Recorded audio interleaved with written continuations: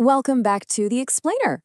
Okay, in just 1 month, the 2026 FIFA World Cup kicks off, and we are entering a totally unprecedented era of expansion.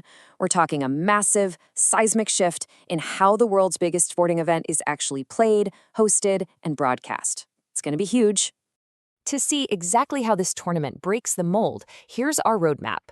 We'll cover the biggest World Cup ever, the format of more teams, more matches, mapping 16 host cities, the teams and the draw, and finally, a massive global spectacle. Let's dive right in.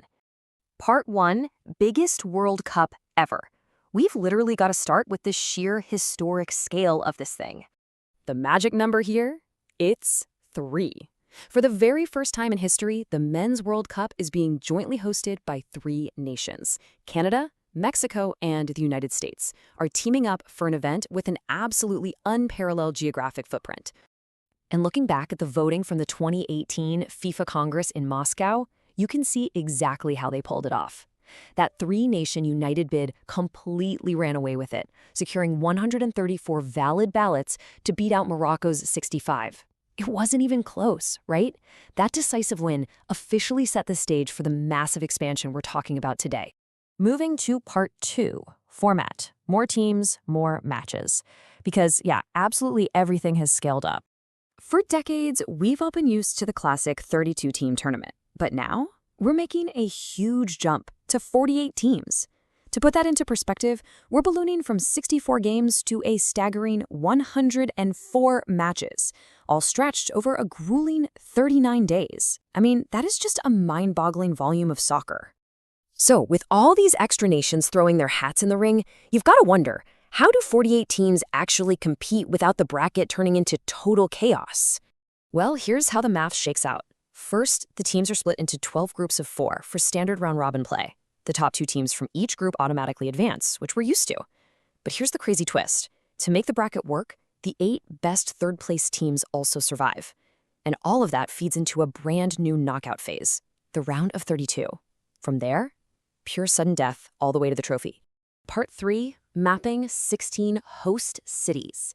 Because to pull off 104 matches across an entire continent, you need serious infrastructure.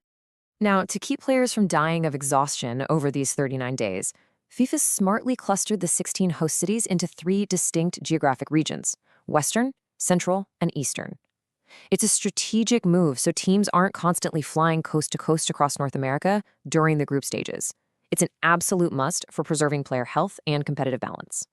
And there are some incredibly wild facts about these venues. Get this. 8 of these stadiums are actually tearing up their permanent artificial turf to lay down hybrid real grass, just to meet FIFA's strict standards.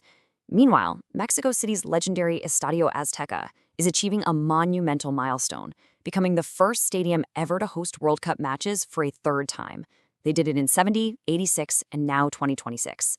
Plus, MetLife Stadium in New Jersey snagged the ultimate prize of hosting the final, while AT&T Stadium down in Dallas is going to handle the heaviest workload, hosting 9 matches. All right, part 4, the teams and the draw. Let's talk about the squads actually stepping onto the pitch.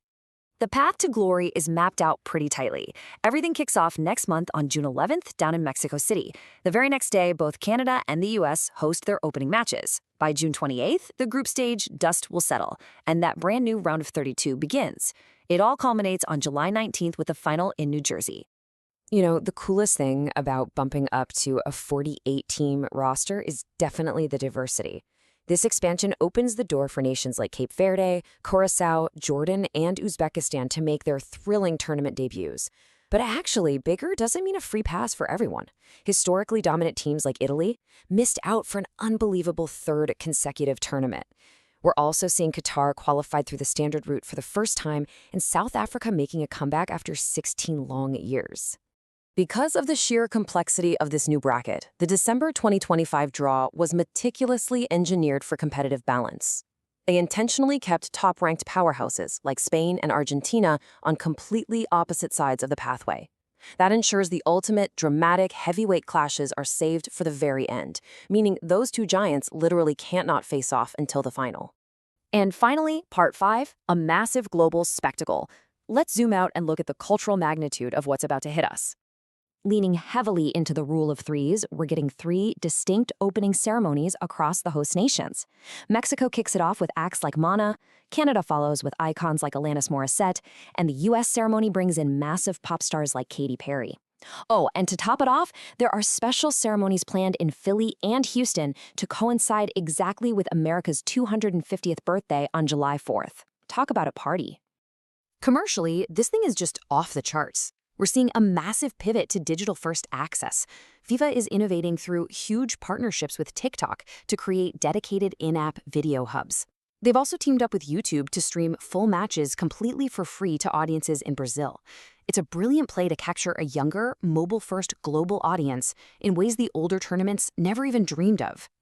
So as kickoff approaches in just a few weeks, we're left with one massive question. Is a 48-team 104-match format going to spread the talent too thin and dilute the competition? Or are we about to witness the absolute most spectacular, unpredictable, and thrilling month of sports ever broadcast in human history? I guess we're about to find out. Thanks for hanging out with me on this explainer, and enjoy the games.